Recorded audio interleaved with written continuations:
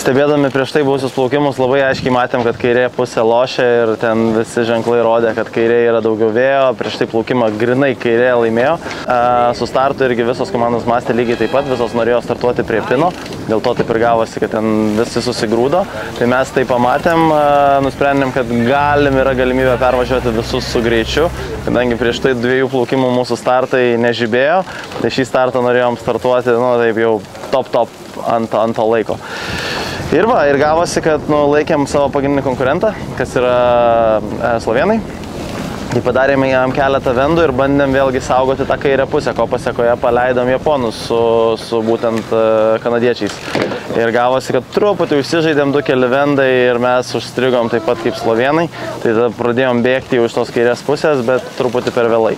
Tai gavosi plaukiam 3, per pavienį kursą truputį jos prisivijom ir paskui antrą laviruotę tikrai mums pasisekė, nes paėmė ant vienį ženklą, kairį ženklą, mes plaukiam naudingai ir tas kursas vis naudingėjo, o pasisekė dėl to, kad būtent tie kiti laivai, tai japonai ir kanadiečiai šito pasisukimo, iki jo nedaplaukė. Tai gavosi, kad mes tokį padarėm bananą aplinkui aplaukėm, gavom atmetimą ir išėjom į ženklą pirmi. O pirmi plauk mokam. Tai viskas tenai padėtį kontroliavom, plaukiam pakankamai greitai ir pasinaudojom tuos dalykus, ką išmokom per praeitas dienas. Vėlgi, nieko nevertinu, tikrai šiandien sporto sukrito, nes ką mes vertinom, kad slovėnai turbūt stipriausi konkurentai, tai jiem davėm 4 vietą, patys laimėjom 1, bet patys matom, kokios yra permainingos sąlygos, kaip greitai viskas keičiasi.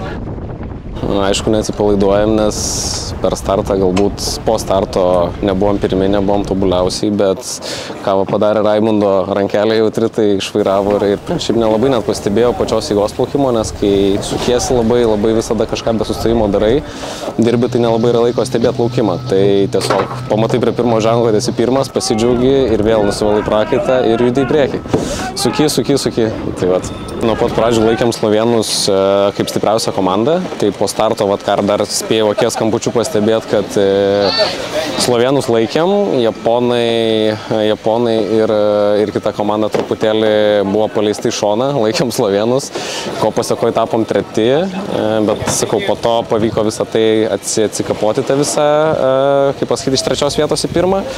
O komandos iš tikrųjų visos yra tikrai tvirtos, tiek Kanada, tiek Japonija, tiek Slovėnija. Aišku, iš slovėnų galbūt tikėjomės šiek tiek daugiau, bet jie yra stiprus labai tam tikrose srityse, o kitos, kaip pavyzdys, startas jų yra šiek tiek galbūt netokia stipri pozicija, kaip laivo vedimas, greitis, laviruotėje, fordakį ir panašiai.